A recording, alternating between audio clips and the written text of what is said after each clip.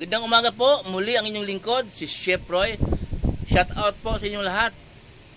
Lahat po kayo pagpapalain ng Diyos. Kung dati na kayong pagpapala ng Diyos, patuloy kayong pagpapalain ng Diyos at iingatan hanggang sa buong pamilya ninyo at sasamahan kayo ng Diyos kahit saan kayo paparoon. Shout out po kay Kuyang. Pangalan ni Kuyang ay Mambo Robles at Rosalinda Tan, JM Francisco. Palagi silang nag-aabang ng mga video ko. Sa umaga po ito, may babasahin po ako para sa inyo. Pakinggan po nyo, napakaganda po ito. Mateo 17 po. 17 po, umpisahan ko sa 1 hanggang 5 po. Pakinggan po ninyo. Pagkaraan ng 6 na araw, isinama ni Jesus si Pedro at ang magkakapatid na Santiago at Juan, at sila'y umakyat sa isang mataas na bundok.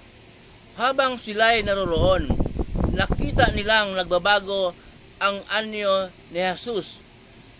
Nagliliwanag na parang araw ang kanyang mukha at nagniningning sa kaputian ang kanyang damit.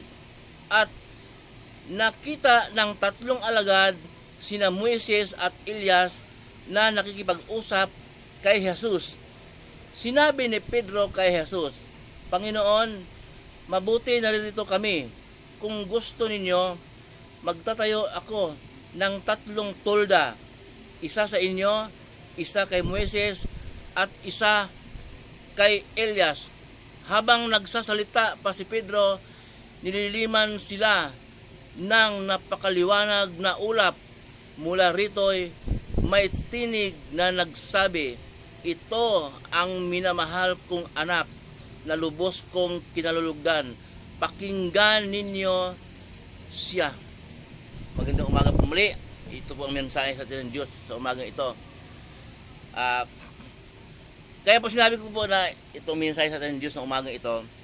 Opo, binasa ko. Pero simple po, Banal na Espiritu na ang nangunguna ng lingkod na yun ang mababasa ko, kasi hindi ko po, wala pong kakayanan ipaliwanag yun kung sarili ko lang. Malay ko ba kung sarili lang. Lahat po ng tao, wala kakayanan po papaliwanag sa salita ng Diyos kung sarili lang niya, kung walang banal na Espiritu na nangunguna sa kanya. Pansin po dito, pagkaraan ng 6 na araw, sinama ng ating Panginoong Jesus ang 3 alagad niya sa isang mataas na bundok. Ano pong dahilan na sinama niya? Mapansin po natin, ang dahilan po noon, kaloob ng Diyos na maisama yung 3 alagad, sina Pedro, Santiago at Juan, para po upang masaksihan po ng 3 alagad niyan ang kapangyarihan ng Diyos. Noong pong pagdating sa mataas na bundok, nasaksihan po ng 3 alagad na nagbabagong anyo ang ating Panginoong Jesus. Nagliliwanag ang kanyang mukha na parang araw, nagniningning sa kaputian ng kanyang damit, at nakita po ng 3 alagad, nakausap ni Jesus si Elias at Moises. Magkalayo po pagitan noon.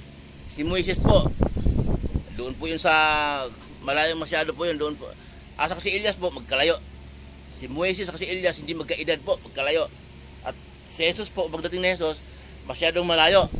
Pero nakita ng mga alagad na magkausap yung 3. Matagal nang patay yung 2 propeta na yun nung panahon yun.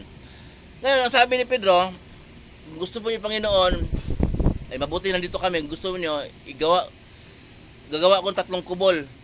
Isa sa inyo, isa kay Moises at isa kay Elias. Kasi po, nung panahon yon, kahit siguro ngayon, ganoon din naman noon, ngayon, pagka nakikita ng, uy, naghimala, mahal na birhen, tatayo ng dyan, yung sambahan. Ganun po noon. Kaya gagawin ng kubol, tatayo sila ng kubol 3 para magiging sambahan na dyan naghimala. Nakita si Elias, nakita si Moises.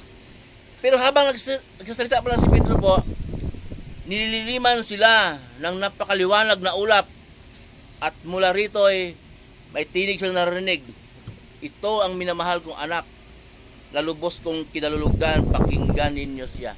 Sino pong nagsalita? Ang sabi ng nagsalita, ito ang pinakamamahal kong anak, na lubos kong kinalulugdan, pakinggan ninyo siya. Ang sinasabihang anak, si Jesus. Ang salita po, matik na po yun. Ang Diyos Ama na makapangyarihan sa lahat. Lagi pong pinaliwanag ng lingkod na ang sundin natin ngayon, ang kalooban ng Diyos Ama na makapangyarihan sa lahat. Anong kalooban ng Diyos Ama na makapangyarihan sa lahat? Ayan, sinabi po, ito ang minamahal kong anak na lubos kong kinalulugdan. Pakinggan ninyo siya. Nagtayo ba ng kubol? Kung mayroon kayong Bible sa bahay ninyo, basahin din po ninyo. Nasunod ba yung request ni Pedro na magtayo ng kubol o tulda? Tatlo para gawing sambahan dun sa himala na yon? Hindi po. Umuwi na sila noon, bumaba na sila. Kung basahin ko, masyadong mahaba, baka hindi yung tapusin. Bumaba na sila at sabi ng nasa tinig na ito ang minamahal kong anak na lubos kong kinalulugdan, pakinggan ninyo siya. Hindi po yon. Ayun, umuwi na sila, bumaba na sila. At pagbaba nila, sinabi ni Jesus na huwag ninyong sabihin ang pangitain na nakikita ninyo hanggat nabubuhay pang anak ng tao. Sino ang anak ng tao na tinutukoy ni Jesus? Siya. Bakit? Kasi siya pinanganak ni mahal na Birheng Maria. Pinanganak po. Nagpakatao. Upang magkaroon ng dugo para kung espiritu siyang bumaba sa langit, di walang dugo. Kaya po, ang tawag ng sarili niya, anak ng tao. Ang katawan po ng tao at ang sa loob ng katawan ng espiritu ay Diyos. 100% tao. 100% Diyos. Kaya po naging tao siya, nagkatawang tao siya para magkaroon ng dugo. Kasi kailangan yun, mahalagang dugo, sobrang mahalaga. Kasi po, ang dugo niya, yun ang panghuhugas sa ating mga kasalanan. Okay po? Kaya po, ang request si Pedro hindi nasunod na magtayo ng tatlong tulda. Kaya dito po, mapansin natin na talagang hindi ganon ang pagsamba sa Diyos. Magtayo ng tulda kung saan may himala. Hindi po ganon. Talagang ang kalooban ni Jesus ang susundin. Okay? Yun ang utos ng ating, yun ang sabi ng Diyos Ama. Ito ang pinakamahal kong anak na lubos kong kinalulugdan, pakinggan nyo siya. Yun po, bumaba na po sila noon at yun po pahiwatig dito na ang turo ni Jesus ang ating susundin. Yan po ang kaloob ng Ama. Sinabi rin ng Diyos po, sinabi rin ng Diyos doon sa nung nabautismohan si Jesus, ganun din. Ito ang minamahal kong anak na lubos kong kinalulugdan. Kaya pinagbilin po talaga ng Ama na sundin natin ang ating Panginoong Jesus. Madalas po sinasabi ng inyong lingkod na ang turo ng ating Panginoong Jesus po ang ating gabay. Kung mayroon pong nangangaral, tansiyahin po natin kung talagang turo ba ni Jesus yun. Anong turo ni Jesus? Ang turo ng ating Panginoong Jesus po, ganito kayo kung manalangin. Ama namin, alam niyo yun.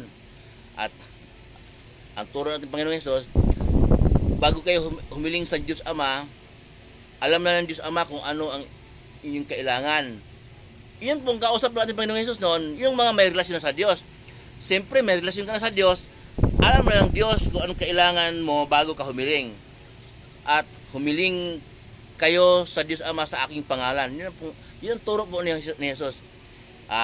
Ama, patawarin mo ako sa aking mga kasalanan. Ako ulit nagkasala sa isip, sa salita, sa gawa, sa aking maraming pagkukulang. At salamat po sa maghapong ito na ako po pinagkaloob ng lakas. Tapos hihiling po kayo.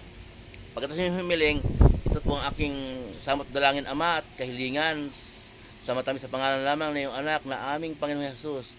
At siya po ang nag-iisa kong tagapagligtas. Amen, amen, amen. Yun po, turo ni Jesus humiling kayo sa kanyang pangalan. Hindi sa mga pangalan ng mga santo na yan, San Joaquin, malakas ka kay Lord, ipanalangin mo kami, San Bartolome, San Luis, kung ano-ano. Hindi po turo ni Jesus yan, turo talaga niya. Yun ang pinagbilin sa atin ng Diyos. Sundin niyo siya. Ang turo ni Jesus ay, sabi niya sa John 14:6, memorize na ninyo yun. Ako ang daan, ang katotohanan, walang makarating sa Ama, kundi sa pamamagitan ko. Siya lang talaga. Hindi yung magkarosaryo ka pa, maghimaya ka Maria. Hindi turo po ni Jesus yun. Wala pong turo si Jesus na rosaryo, kahit na tingnan sa kung ayaw yung buklatin ng buong Biblia, busy kayo. Computer lang, shortcut. Wala, yun po mga turo ni Jesus ang ating gabay, ang ating pamuhay araw-araw. Doon po malalaman na ang taong nagsalita sa Diyos ay sa Diyos talaga. Hindi po sa kanyang sarili lang. Hindi po niya gawa-gawa lang o nagaya lang, kundi talagang nagpapasikat lang. Muli po ang inyong lingkod, si Chef Roy. Ingatan po kayo ng Diyos at sa kayo paroon.